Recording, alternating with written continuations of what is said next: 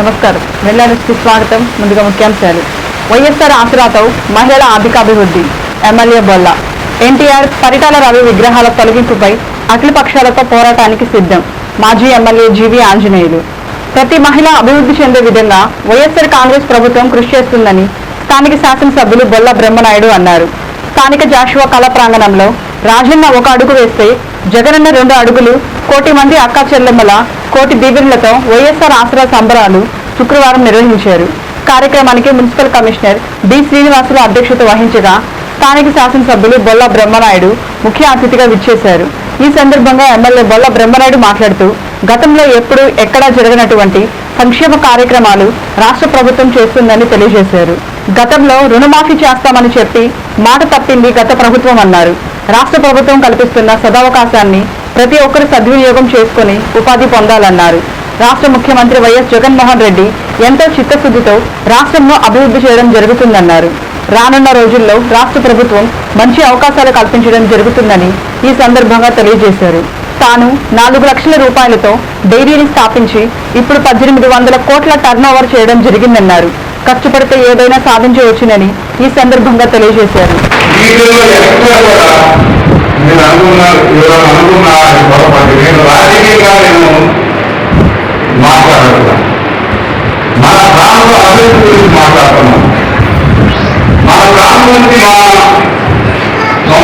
ఎవరైనా రకంగా బాగా ఎదగలము, ఈ స్థాయిని మనం ఇంకొక స్థాయిని మా ఇంట్లో గుర్తింపు తీసుకురావాలి అన్నది నా కోరిక, నా ఆశయం కూడా అదే. అంతేగాని ఏం కాదు. కొందరికి ఇష్టం కోసం నేను చెప్పేది, కొందరికి ఇష్టం లేకపోవద్దు. ఇష్టం ఉందా ఇష్టం లేకపోయినా మన విడిపోవడం మీద ప్రేమ అభిమానం అందరికీ. నేను చెప్పిన మాట ఇష్టం లేకపోయినా మన విడిపోవడం, మన పుట్టుకొచ్చిన ప్రాంతం మీద అందరికీ మనకి చాలా ప్రేమ ఉంటుంది, చాలా అభిమానం ఉంటుంది. మనం ఏదో స్థాయిలో ఉన్నామనుకుంటే మామూలుగా ఉన్నట్టు కాదు. ఇప్పుడు తిరుమల ఇండస్ట్రీ పెడితే నేను ఒక స్థాయికి రావడం కాదు, ఈ ప్రాంతంలో 10,000 కుటుంబాల ఉద్యోగ అవకాశాలు కల్పించాలి. ఆ తర్వాత పెట్టుబడి కూడా చెప్పాలండి. ఇలా అది మిస్ అయ్యారు. నేను పెట్టుబడి పెట్టింది నలుగురు ఫ్రెండ్స్, ఒక్కొక్కరు 1 లక్ష, నలుగురు 4 లక్షల పెట్టుబడిలో చిన్న మోటార్ సైకిల్ ఫైనాన్స్ పెట్టారు, మనీ ఫైనాన్స్. దాని ద్వారా 40 లక్షలు అయింది. 4 లక్షలు. ఆ 40 లక్షల నుంచి తిరుమల రైల్వే ప్రవేశించడం అనేది ఆ ఇండస్ట్రీ ఏర్పాటు చేశారు. ఆ ఇండస్ట్రీలో ఎన్నో మొత్తాలు చాలా, ఇప్పుడు నేను చెప్పినటువంటి తిరుమల రైల్వే అంటే హెరిటేజ్ లేని మాజీ ముఖ్యమంత్రి గారు నేను పోటీ పోవాలి. ఒకవైపు చిన్న స్థాయిలో ఉంది, వాళ్ళు మనుషులే కదా, మనకంటే ఎక్కువ వేసింది. నేను మనిషే, ఆయన మనిషే. ఆయన ఎక్కడికి ఆయన ఆ స్థాయిలో వెళ్ళి మన కుటుంబాలు ఏంటంటే ఆ స్థాయిలో ఎన్నికలకూడదు, ఎందుకు మనం వెళ్ళలేము అని నన్ను నేను ప్రశ్నించుకున్నటువంటి పరిస్థితి. ఆ రైటింగ్ డైరెక్టర్ గా నేను ఉన్న టైంలో హెరిటేజ్ డైరీ 1000 కోట్లు కలవాలని తిరుమల డైరీ 1500 కోట్లు కలవాలని ఫ్యాక్టరీ అనివార్యం. వేరే ఫ్యాక్టరీ వాళ్ళు 1500 కోట్లకి మన దగ్గర తీసుకోవాలి. అంటే 4 లక్షల రూపాయల పెట్టుబడి అనుకోవాలండి. ఇండస్ట్రీ కరెక్ట్గా 17 సంవత్సరాలకి 1800 కోట్ల రూపాయలు మనకి తీసుకోవడం జరిగింది. 18 సంవత్సరాలు 1700 కోట్లు అనుకోండి.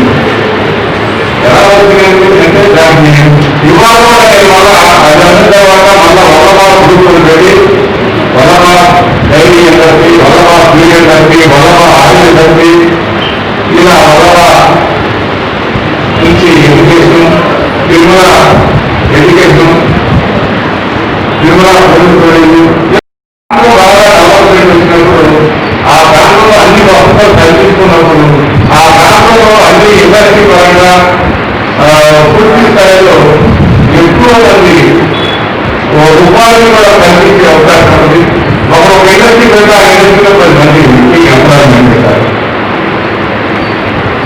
అలాంటి మంచి కార్యక్రమాలు చేయాలని చూపించడానికి అవకాశం నేను సందర్భంగా తెలియపరుచుకుంటూ గౌరవ ముఖ్యమంత్రి గారు చేతికి కానీ ఏం చెప్పారు కానీ మీ అందరికీ మంచి జరగాలి ఇచ్చినటువంటి ఏదైతే గృహప్రమాణాలకి రుణమాఫీ చేస్తున్నారో అదే దానికి కట్టాలని ఆ కట్టేవాడి వల్ల మంచిగా మీకు రిజల్ట్ రావాలంటే మీరు గవర్నమెంట్ కావాలంటే ప్రభుత్వ ఆలోచన గౌరవ ముఖ్యమంత్రి గారి కోరిక కూడా మా కోరిక కూడా అదే. ఇవన్నీ చేసినా మీరు బట్టి పూర్తి స్థాయిలో మీకు అవకాశాలు రానున్న రోజుల్లో మీకు మంచి అవకాశాలు ఉన్నాయి. ప్రతి ఒక డైరెక్టర్ కూర్చోవాలన్నా ఒక జర్నలిస్ట్ ఒక మహిళ చూడాలి. ఇట్లా ప్రతి ఒక్కరికి మంచి మంచి అవకాశాలు ఉన్నాయి. రానున్న రోజుల్లో మీకు ఎక్కడ కూడా అన్నింటిలో మంచి సంస్కృతి స్థానం కల్పిస్తారని ఈ ప్రభుత్వం కూడా ఈ సందర్భంగా తెలియవచ్చుకుంటూ మా కండక్టర్ గారు మరి అదేవిధంగా అధ్యక్షుడు దేవి గారు ఈ ప్రభుత్వం మీరు మనందరం కూడా ఏదో విధంగా నాకు ఏదే ఇప్పుడు బిజినెస్ చేయాలనే కోరిక కూడా నాకు లేదు. మీరందరూ చాలా చేస్తారని నాకు మీరు మీరందరికీ మంచి మంచి స్కిల్ డెవలప్మెంట్ కార్యక్రమాలు మన ఏరియాలో కూడా పెడతాం. మీకోసం పెట్టిస్తాను. మీకు ఇంట్రెస్ట్ ఉంటే మీకు ఇంట్రెస్ట్ ఉన్నాం రెడీ మీకు ట్రైనింగ్ లెవెల్ పెట్టేసి మంచి మంచి అవకాశాలు మీకు వచ్చే విధంగా ఆ ట్రైనింగ్ మీకు ఉద్యోగాలు చేసుకోవచ్చు. ఇలాంటి మంచి మంచి ఆలోచన ఉంది. అవన్నీ కూడా ఒకసారి ఆలోచిస్తారు. మనం విలువల ప్రాంతానికి ఇంకొకటి కూడా ఉందండి. మన ప్రాంతం ఊరికి రావాలని మనం అలాంటి ఆలోచన ఉండదు. మనందరికీ కష్టాన్ని మన పెద్ద కూడా కష్టాలే నమ్ముతున్నాం. ఆ కష్టంతో మనం బతుకుతున్నాం. ఇప్పుడు మా కాలం గుంటూరు అవసరం పోయామనుకో ఎక్కువ మంది బాగా మహిళలు కూడా చదువుకొని బాగా మంచి మంది బాగా ఎక్కువ తిరుగుతున్నట్టు వాళ్ళకి మనకి ఏంటంటే అంటే మనకు ఉన్నటువంటిది మన వాళ్ళలాగా అభివృద్ధి చెందకపోవడానికి కారణం ఏంటంటే మనకి చాలా వనాలు లేవు. మనందరికీ అన్నీ ఉన్నాయి. ఇప్పుడు అన్ని వనాలు ఏర్పడతాయి. మనకి మంచి శక్తి కావాలను ఎవరు ఎందుకు రాదు. మనకి ఇక్కడ బియ్యం ఎక్కగానే భూమి వేస్తే నీళ్ళు నీళ్ళు లేకపోతే ఇండస్ట్రీ రాదు. ఇండస్ట్రీ రాకపోతే ఉపాధి కల్పించే అవకాశాలు రావు. ఎవరికి ఉపాధి కల్పిస్తేమో దానివల్ల మనం అనుకోదాం. అంతే ఇప్పుడు వైపు పిల్లలకు గౌరవ ముఖ్యమంత్రి గారు చెప్పబడింది. ఇక మనకి గుళ్ళగల మీద కూడా డ్యామ్ ఒకటి మినీ డ్యామ్ని ఒక 25 కోట్లు జరుగుతూ ఉంది. అలాగే రిజర్వేషన్ పెట్టుకున్నాం. ఇవన్నీ ద్వారా మనం కూడా ఈ ప్రాంతానికి మంచి మంచి జరుగుతుంటే మంచిగా మనం అభివృద్ధి చెందడానికి అవకాశం. ఇంకోటి ఏంటంటే ఇప్పుడు మనం ఇంతమంది చదువుకోలేకపోవడానికి కారణం ఎక్కువ చదువుకోలేకపోవడం. మనకి ఇక్కడ డిగ్రీ కాలేజీలు లేవు. ఇంకోటి ఆర్కిటెక్చర్ కాలేజీలు లేవు. హార్టికల్చర్ కాలేజీలు లేవు. ఎస్ఎల్ఈ కాలేజీ లేదు. ఎలాంటి కాలేజీ లేదు. కనీసం ఐటీ కాలేజీ పాలిటెక్నికల్ కాలేజీ కూడా లేదు. ఇలాంటి కాలేజీలు లేక మనం ఒకసారి వెళ్ళలేక చదువుకోక మనం ఉంటాం. వైఎస్ఆర్ కాంగ్రెస్ ప్రభుత్వం కుట్రబుద్ధితో విగ్రహాలు తొలగించే ధ్యేయం పెట్టుకున్నారని, దీనిపై అఖిల పక్షాలతో కలిసి పోరాటం చేయడం జరుగుతుందని వినుకొండ మాజీ శాసనసభ్యులు జిల్లా టీడీపీ అధ్యక్షులు జీవీ ఆంజనేయులు తెలియజేశారు. స్థానిక జీవీ ఆంజనేయులు స్వగృహంలో ఏర్పాటు చేసిన విలేకరుల సమావేశంలో జీవీ ఆంజనేయులు మాట్లాడుతూ వినుకొండ మున్సిపల్ కమిషనర్ అత్యుత్సాహం చూపిస్తున్నారని, విగ్రహాలను తొలగించడానికి కుట్ర పన్నుతున్నారన్నారు. ఎవరి ఒత్తిళ్లు లొంగి కమిషనర్ విగ్రహాలను తొలగించాలి అనుకుంటున్నారో తెలపాలని డిమాండ్ చేశారు. పట్టణంలో ప్రధాన రహదారులలో అనుమతి లేని విగ్రహాలు చాలా ఉన్నాయని, వైసీపీ ఒత్తిళ్లకు లోనై ఎన్టీఆర్, పరిటాల రవి విగ్రహాలను తొలగించాలని కుట్రపూరితంగా వ్యవహరిస్తున్నారని ఆరోపించారు. దీనిపై అఖిలపక్షం ఆధ్వర్యంలో పోరాటం చేయనున్నట్లు తెలిపారు. అంతర్వేదిలో రథం తగలబడిన సంఘటనలో ప్రభుత్వం సిబిఐ విచారణకు ఆదేశించడం ప్రజా విజయం అన్నారు. కరోనాపై ప్రభుత్వం తీవ్రంగా విఫలం చెందిందని, ప్రభుత్వ వైఫల్యాన్ని కప్పిపుంచుకునేందుకే ప్రాణాలకు తెగించి పోరాడుతున్న డాక్టర్లపై చర్యలు తీసుకోవడం సిగ్గుచేటన్నారు. వైసీపీ నాయకుల చర్యలు, కార్యక్రమాల వలన కరోనా వ్యాప్తి చెందుతుందని, దళిత, గిరిజన డాక్టర్స్ పై వేధింపులకు గురి చేయడం అనైతిక చర్య అని దీన్ని తీవ్రంగా ఖండిస్తున్నామన్నారు. ఎన్ఎస్పీ కావ దగ్గర ఉన్నటువంటి ఎన్టీఆర్ విగ్రహాన్ని, పరిటాల రవి విగ్రహాన్ని తొలగించాలని కుట్ర జరుగుతూ ఉంది. దీన్ని అడ్డుకుంటాం, దీని మీద పోరాటం చేస్తాం. అఖిల పక్షాలతో మాట్లాడుతున్నాం. సిపిఐ, సిపిఎం, బీజేపీ, జనసేన అన్ని పార్టీలతో కూడా మేము మాట్లాడుతున్నాం. ఎన్టీఆర్ విగ్రహాన్ని తొలగించడానికి వీల్లేదు అని దీనికి కావాల్సినటువంటి మద్దతు అంతా కూడా అన్ని పార్టీల నుండి కూడా మేము మద్దతు తీసుకుంటున్నాం. అఖిల పక్షం తరఫున కూడా దీని మీద పోరాడతాం. దీని మీద ఉన్నతాధికారుల దృష్టికి కూడా తీసుకెళ్తాం. ఇక్కడ ఈరోజు కమిషనర్ అత్యుత్సాహం చూపిస్తా ఉన్నాడు ఈ విగ్రహాలను తొలగించడానికి. దీని వెనుక పెద్దల హస్తం ఉంది. కమిషనర్ని ఎవరు బెదిరిస్తున్నారు, కమిషనర్ మీద, మున్సిపల్ కమిషనర్ మీద ఎవరు ఒత్తిడి చేస్తున్నారో ఆయన చెప్పాలి ప్రజలకి. ఎవరు ఒత్తిడి లేకుండా అంత ఉత్సాహం చూపించాల్సిన అవసరం ఏంటి కమిషనర్కి? అనుమతి లేకుండా విగ్రహాలు ఉన్నాయి, చాలా విగ్రహాలు ఉన్నాయి వినుకొండలో. వాటన్నింటినీ వదిలేసి ఒక పర్టికులర్గా టార్గెట్ చేసి ఒక విగ్రహాన్ని తొలగించాలని, ఈ 2 విగ్రహాలని తొలగించాలని ఒక కుట్ర జరుగుతూ ఉంది. కమిషనర్ మీద మున్సిపల్ కమిషనర్ మీద ఏ శక్తులు పనిచేస్తున్నాయో తెలియాలి ప్రజలకి. కాబట్టి మున్సిపల్ కమిషనర్ ఎవరు ఒత్తిడి లేకుండా ఈ విగ్రహాలు తొలగించాలనే ప్రయత్నం ఎందుకు చేస్తాడు? కాబట్టి ఈరోజు కమిషనర్ బయటికి చెప్పినా చెప్పకపోయినా ప్రజలకు వాస్తవాలు తెలుసు. వైసీపీ నాయకులు ప్రోద్బలం వల్లనే, వైసీపీ నాయకులు ఒత్తిడి వల్ల ఈరోజు మున్సిపల్ కమిషనర్ ఈ విగ్రహాలు తొలగించే ప్రయత్నం చేస్తా ఉన్నాడు. దీన్ని ప్రజాస్వామ్యబద్ధంగా అడ్డుకుంటాం, ప్రజాస్వామ్యబద్ధంగా మేము పోరాడతాం. దీని మీద అఖిల పక్షాల మద్దతు తీసుకుంటున్నాం. ఎన్టీఆర్ విగ్రహాన్ని ఈరోజు వైఎస్ఆర్ విగ్రహం తొలగించకుండా ఎన్టీఆర్ విగ్రహాలను తొలగించడాన్ని మేము అభ్యంతరం తెలియజేస్తున్నాం.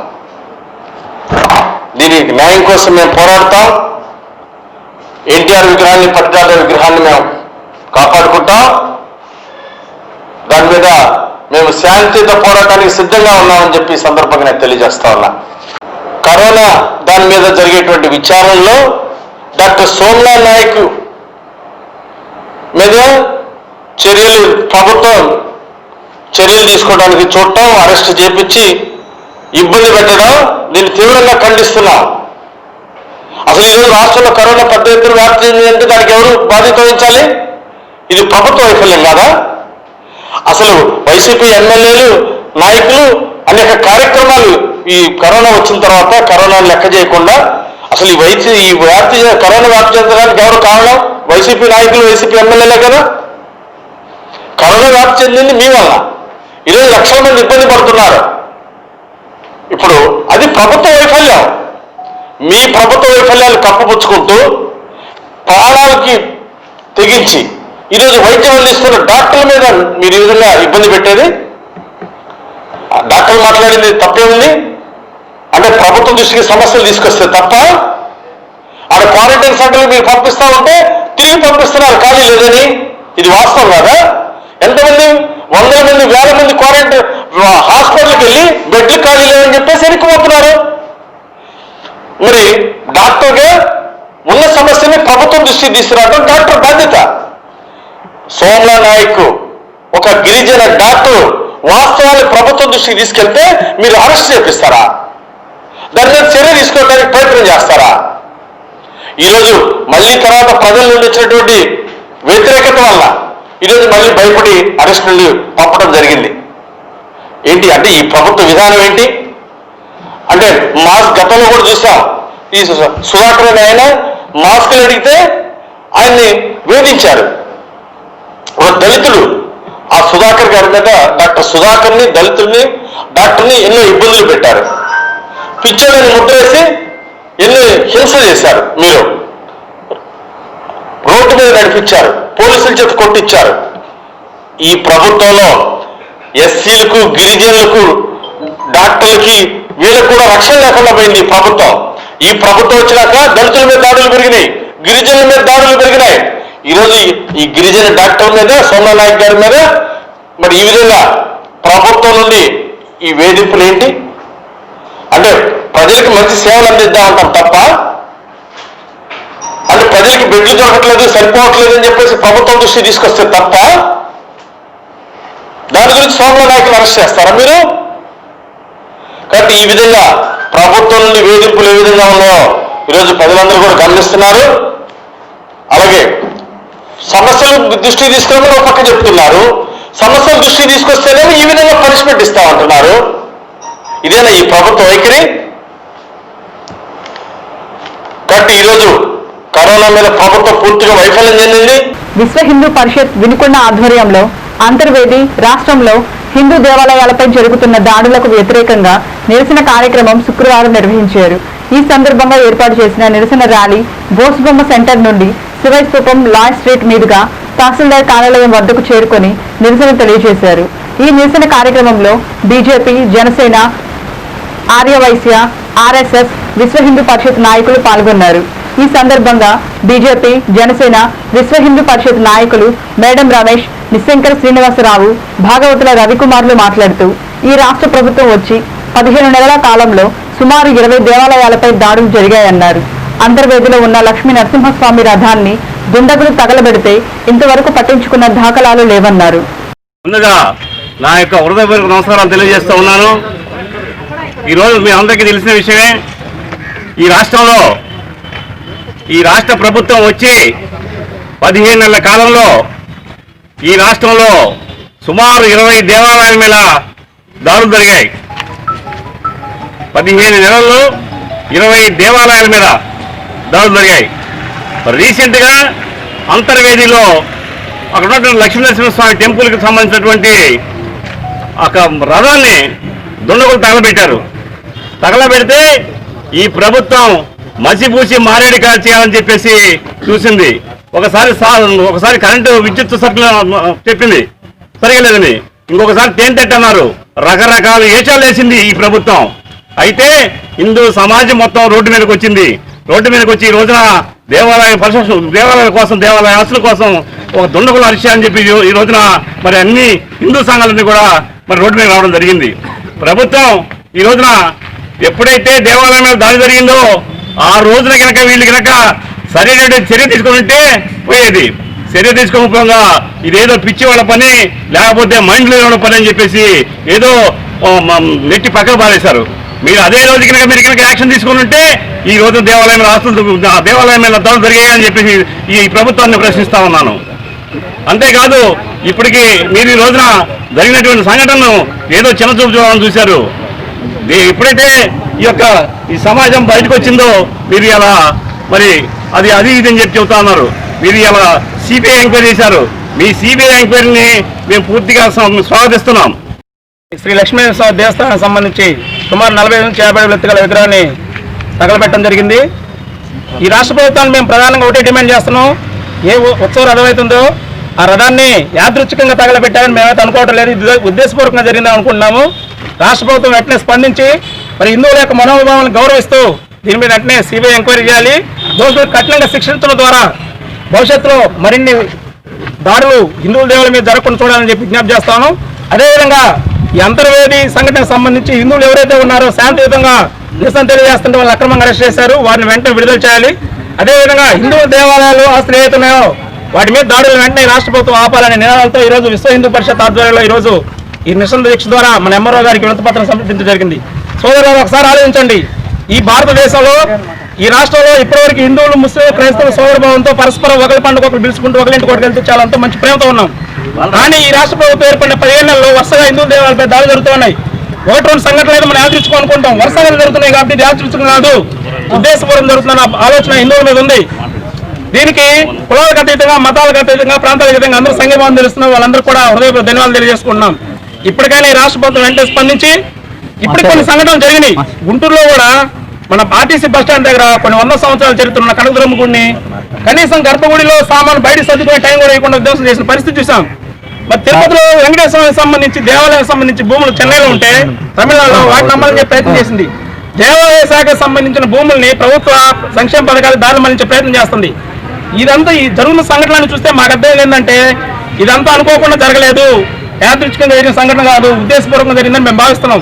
మరీ ముఖ్యంగా మనం వినుకొని నియోజకవర్గం మన పట్టణంలో తీసుకుంటే ఇటు ములూరు బస్ స్టాండ్ లో మనం ఎదురునేసే వెంకటేశ్వర గుడి గోపురం పగలగొట్టారు, అదేవిధంగా రంగనాథ స్వామి గుడి గోపురం పగలగొట్టారు. రాష్ట్ర ప్రభుత్వం చెబుతుంది ఏంటంటే మతి స్థిమితం లేని వాళ్ళు ఇదంతా చేస్తున్నారు. నేను అడిగేది ఒకటే, నిజంగా మతి స్థిమితం లేని వ్యక్తులు అయితే వాళ్ళని మా ముందు ప్రవేశపెట్టండి.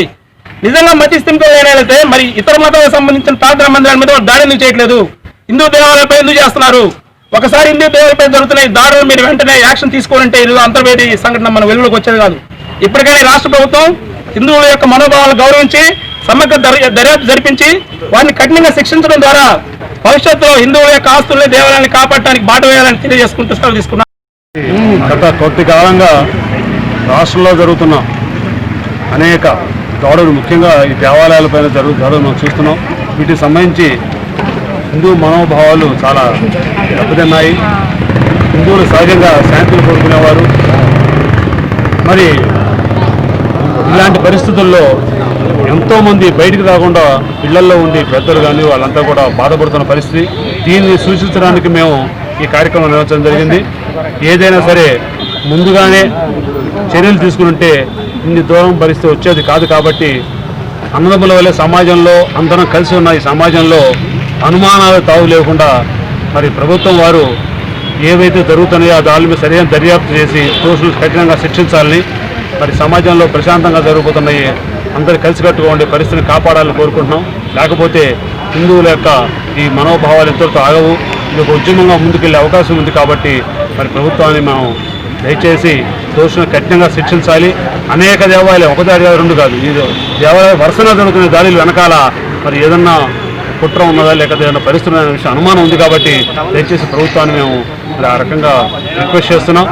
అలాగే హిందూ బంధువులందరూ కూడా మన మీద జరుగుతున్న లేక మన దేవాలయాల యొక్క ఆస్తుల మీద జరుగుతున్న విషయాల మీద అందరూ గొంతెత్తి తమ నిరసనలు తెలియజేస్తే ప్రభుత్వాన్ని చేరే విధంగా మరి ఇలాంటి దాడులు మనం అరికట్టొచ్చని సవినయంగా తెలియజేసుకుంటూ విశ్వ హిందూ పరిషత్ వినుకొండ వారి ఆధ్వర్యంలో రాష్ట్రంలో జరుగుతున్నటువంటి దేవాలయాల దాడులు కానీ ఆస్తుల విషయంలో కానీ ఈ రోజున జరుగుతున్నటువంటి దాడుల కార్యక్రమంలో నిరసన కార్యక్రమం విశ్వ హిందూ పరిషత్ వినుకొండ వారి ఆధ్వర్యంలో చేయడం జరిగినది. ఈ సందర్భంగా విశ్వ హిందూ పరిషత్ ఆధ్వర్యంలో సహకరించినటువంటి భారతీయ జనతా పార్టీ వినుకొండ, ఆర్ఎస్ఎస్ స్వయం సేవక్ వినుకొండ, జనసేన పార్టీ వినుకొండ, ఆర్య వైశ్య సంఘం వినుకొండ, వాసవి క్లబ్స్ వినుకొండ, అలానే హిందూ బంధువులందరూ కూడా విశ్వ హిందూ పరిషత్ వినుకొండ వారి కార్యక్రమంలో పాల్గొని ఈ కార్యక్రమాన్ని జయప్రదం చేసినందుకు విశ్వ హిందూ పరిషత్ వినుకొండ నియోజకవర్గం తరఫున ధన్యవాదాలు తెలియజేసుకుంటున్నాం. ఈ సందర్భంగా పాల్గొన్న అందరికీ పేరు పేరున ధన్యవాదాలు తెలియజేసుకుంటున్నాం. జై శ్రీరామ్. జై శ్రీరామ్. రాజకీయ స్వార్థం కోసం వైఎస్ఆర్ ప్రభుత్వం బొమ్మలను తొలగించాలని ప్రయత్నం చేస్తున్నారని ప్రతిపక్షాలు అనడం సిగ్గుచేటుగా ఉందని స్థానిక శాసనసభ్యులు బొల్ల బ్రహ్మనాయుడు తెలియజేశారు. ఈ సందర్భంగా పార్టీ కార్యాలయంలో ఏర్పాటు చేసిన విలేకరుల సమావేశంలో ఎమ్మెల్యే బొల్ల బ్రహ్మనాయుడు మాట్లాడుతూ కాలువపై బోర్డు ఉన్న అనధికారికంగా రాత్రికి రాత్రి విగ్రహాలు ఏర్పాటు చేసింది మీ ప్రభుత్వంలో కాదా అని ప్రశ్నించారు. చట్టపరంగా చేస్తున్న చర్యలకు ఆ రోజు ఎవరైతే కోర్టుకు వెళ్లారో వారు కోర్టు నుండి స్టే తీసుకురావడం జరిగిందన్నారు. ఇక్కడ 10 సంవత్సరాలు చేసిన మాజీ శాసనసభ్యులు నోరు తెరిస్తే విగ్రహాలు తొలగించడంలో వైఎస్ఆర్ నాయకులు ఉన్నారని అని చెప్పే ముందు విగ్రహాలను తీసివేయవద్దని కోర్టును మీరు అడగలేదా అని ప్రశ్నించారు. 1273 కోట్లు పెట్టి ఎల్దుర్తి మండలం, దుర్గి మండలం, బొల్లాపల్లి మండలానికి ఆయన పెద్ద మనసుతో బొల్లాపల్లి మండల వాసులకి వరిగపుడిసెల మంజూరు చేసి మరి మంత్రివర్గం ఆమోదించి మరి వాళ్ళ ఫారెస్ట్ క్లియరెన్స్ కూడా పోయింది. ఫారెస్ట్ క్లియరెన్స్ కూడా దరిదాపుల 75% అయిపోవడం జరిగింది. మరి రేపు వరిగపుడిసెల ఇక్కడ ఏర్పాటు చేస్తారు. అది మీరు ఎందుకు లేకపోయారని చెబుతున్నాను. మీరెందుకు ఈ ప్రభుత్వానికి, ప్రజలకి ప్రభుత్వానికి మధ్య, ప్రభుత్వ ఉద్యోగులకి మధ్య వాలంటీర్స్ని పెట్టి ప్రతి ఒక్కరికి కూడా పెన్షన్ కాన్ నుంచి అవాతాతలకు ఎలాంటి సేవలు చేస్తున్నారు? ఇవన్నీ ఆనాడు మీరు ఎందుకు చేయలేకపోయారు? మీరు జనభూమి కమిటీ పెట్టారు, ఊరికి నలుగురు పెట్టితో మీరు ఈ ఊరిని మీరే అన్ని విధాలా దోపిడీ చేయండి అని చెప్పారు. ఇలా ఎక్కడ ఉండదు. ఇలా అంతా కూడా ఇక్కడ మంచి పాలన, మంచి పేదలకి పాలనకి అన్ని విధాల పాలన దగ్గరగా పేదలకు ఉండే విధంగా చేస్తున్నటువంటి పరిస్థితి ఈరోజు. అదే సంక్షేమ కార్యక్రమాలు, అనేక సంక్షేమ కార్యక్రమాల్లో భాగంగా నవరత్నాలు లాగా ఇవాళ అన్ని విధాలు ఆనాడు ఏదైతే హామీలు ఇచ్చామో, ఏదైతే మేనిఫెస్టో పెట్టామో 90% ఈ రోజు అమలుపరచడం జరిగింది.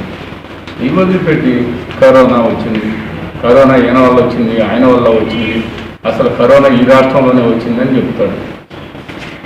నీవు ఒకటి ఆలోచించు, నువ్వు సభలో సమావేశాలు ఇవి పెడుతున్నారని చెప్పావు. నీకంటే ఎవరు సమావేశాలు ఎక్కువ పెట్టట్లా. నిన్న 100 మందిలో 200 మంది దేశపోయినా కమిషనర్ కాడికి నేనేం దేశపోలేదే, నేనేం సమావేశాలు పెట్టలేదే. మీరు మీ ఆలోచనలు, మీ బుద్ధులు మారవు, మీరు మారరు. ఇవన్నీ కూడా గుర్తు తెచ్చుకొని పద్ధతిగా మనం మాట్లాడే మాటకి వాస్తవాలకు కాస్త దగ్గరగా మాట్లాడితే మీకు మాకు మంచిదని ఈ సందర్భంగా మీకు తెలియపరుస్తున్నాను. అందరికీ నమస్కారం. ఈరోజు వినుకొండ పట్టణానికి సంబంధించి అందరూ కావాలని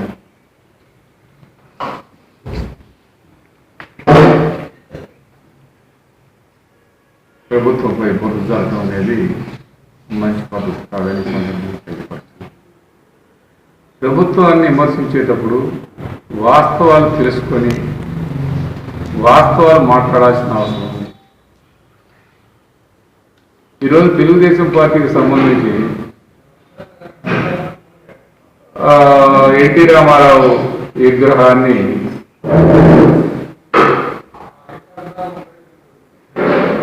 పరిటాల రవి విగ్రహాన్ని ఎలక్షన్కు ముందు, ఎలక్షన్ కోడ్ వచ్చే ముందుగా వాళ్ళు అన్అఫీషియల్గా పెట్టారని, అన్అఫీషియల్గా పెట్టిన ఎవరో వైఎస్ఆర్ ప్రభుత్వాన్ని, వైఎస్ఆర్ కాంగ్రెస్ పార్టీ నాయకులు కానీ కార్యకర్తలు కానీ దాన్ని ఎక్కడ కూడా లేఖించలేదు, దాని విషయాన్ని ఎక్కడ కూడా ఉచ్చరించలేదు.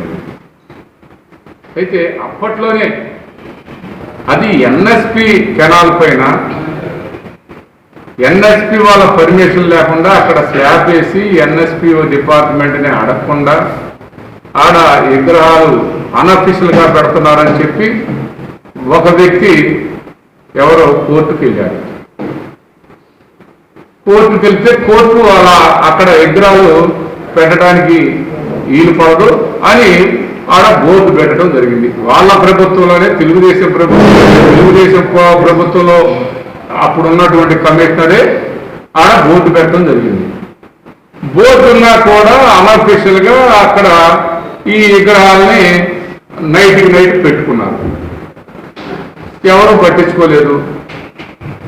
కానీ ఎవరైతే అప్పుడు పిటిషన్ వేశాడో, ఎవరైతే దళారి కొండలు అనే వ్యక్తి ఆ రోజు అబ్జెక్షన్ పెట్టి ఎవరైతే కోర్టుకు పోయారో అదే వ్యక్తి మరలా ఆ రోజు కోర్టు ఇచ్చినటువంటి తీర్పుని ఉల్లంఘించి వాళ్ళు అక్కడే విగ్రహాలు ఏర్పాటు చేసుకున్నారని ఆయన మళ్ళీ పిటిషన్ వేయడం జరిగింది. అంటే కంటాంప్ట్ కోర్టు వేశారు. కోర్టు ఏం చెప్పింది, అది అలా చేయడానికి లేదు, అది కంపల్సరీగా తీసేయాలని కోర్టు, హైకోర్టు ఆర్డర్ ఇవ్వడం జరిగింది. మున్సిపల్ కమిషనర్, అప్పుడున్న కమిషనరే ఇప్పుడున్న కమిషనర్, ఆయన ఇదే చెప్పే మనిషి ఇచ్చిన కమిషనరు వాళ్ళు హైకోర్టు ఆదేశాలని అమలుపరచాలని వాళ్ళు చెప్పడం జరిగింది. ఇది అసలు విషయం అయితే ఇది 15 రోజులు అంటే 15 రోజులు దాన్ని 15 రోజుల లోపల తొలగించాలని చెప్పారు. ఈ లోపల ఎవరైతే విగ్రహాల నిర్మాణం చేసుకున్నారో, ఎవరైతే పెట్టుకున్నారో ఎందుకు కోర్టుకు వెళ్ళలేదని నేను అడుగుతూ ఉన్నాను. అప్పుడే కోర్టు పెట్టవద్దండి, మళ్ళా కోర్టు ఆదేశాలు జారీ చేయడం జరిగింది అవి తొలగించమని. తొలగించమని చెప్పినప్పుడైనా ఇప్పుడు మాట్లాడే ఇక్కడ ఉన్న పెద్ద ఆయన 10 సంవత్సరాలు ఎమ్మెల్యేగా చేశాడు.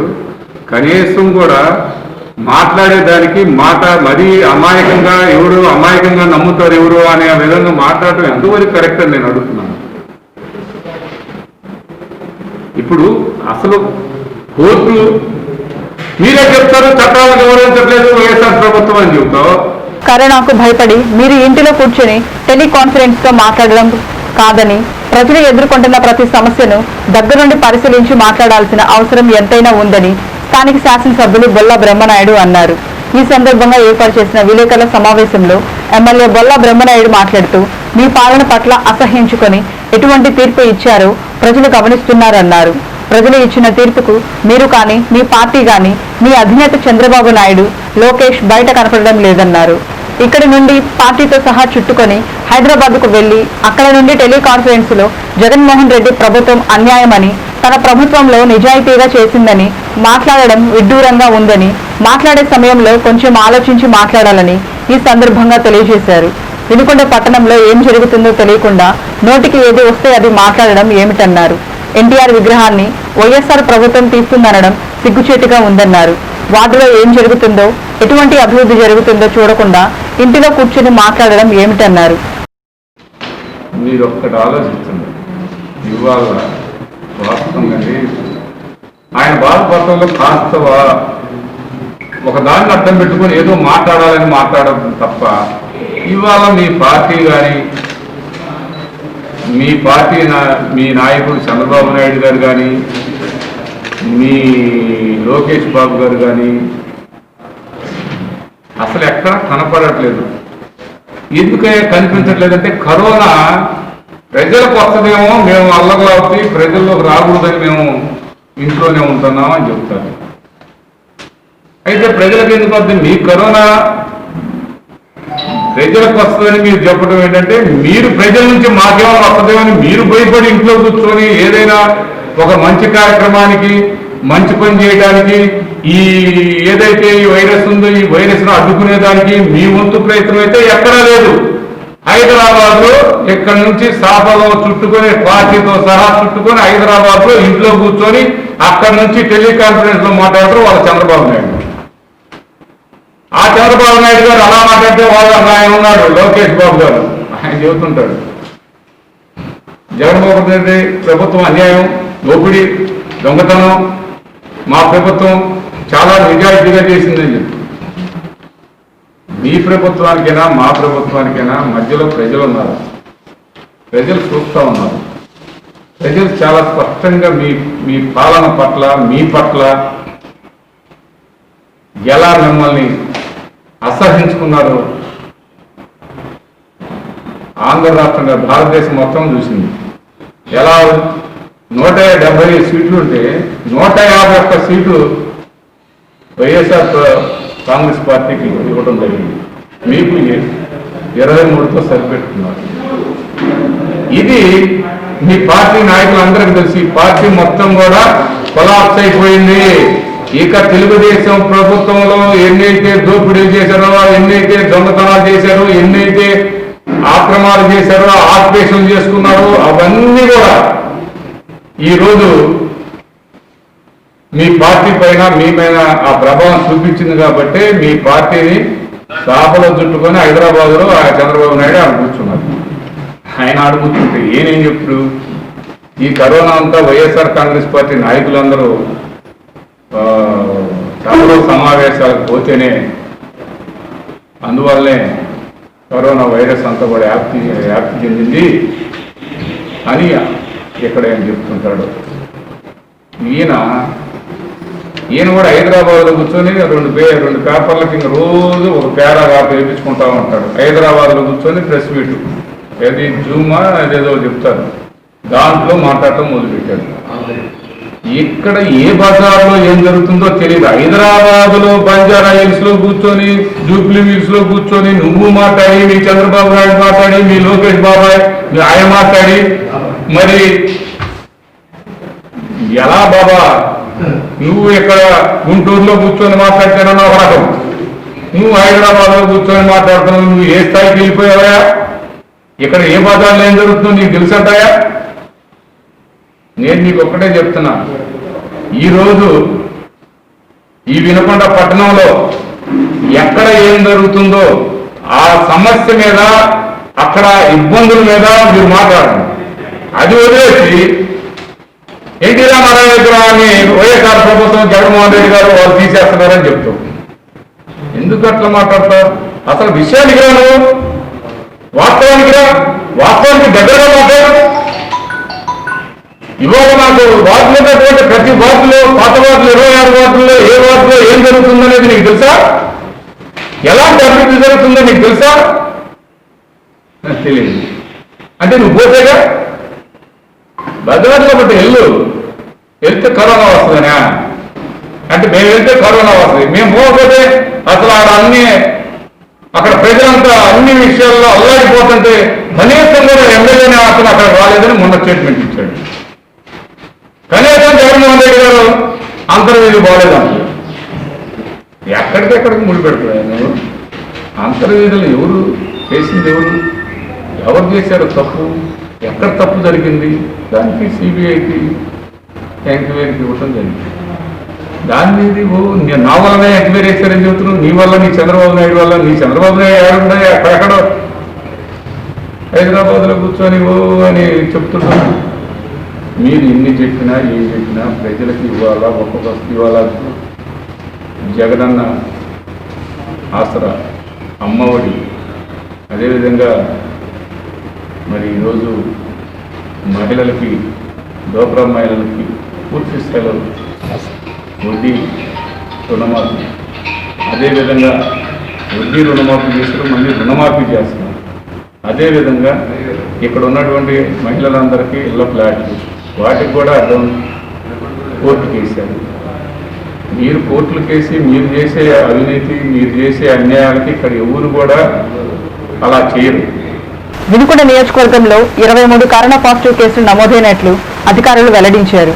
వినుకొండ రూరల్ నందు 10 కేసులు నమోదు కాగా నాగిరెడ్డిపల్లె 4, ఏనుగుపాలెం 3, ఉమ్మడివారం 3. ఇప్పటి వరకు వినుకొండ రూరల్ నందు 211 కేసులు నమోదయ్యాయి.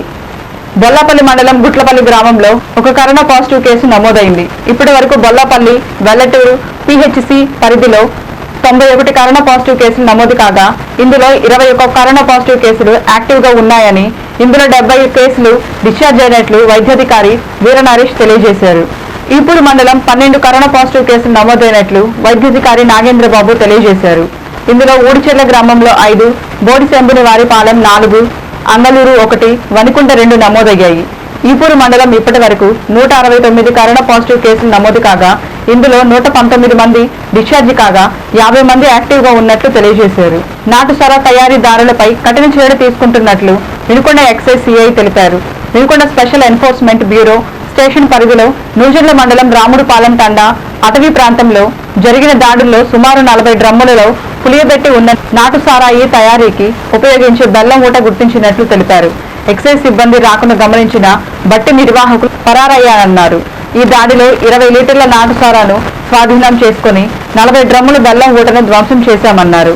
సంబంధించిన వ్యక్తులను త్వరలో పట్టుకొని వారి మీద కేసు నమోదు చేస్తామని ఎక్సైజ్ సిఐ తెలిపారు. ఇంతటితో వెన్నెల న్యూస్ సమాప్తం. తిరిగి రేపటి వెన్నెల న్యూస్లో కలుసుకుందాం. నమస్కారం.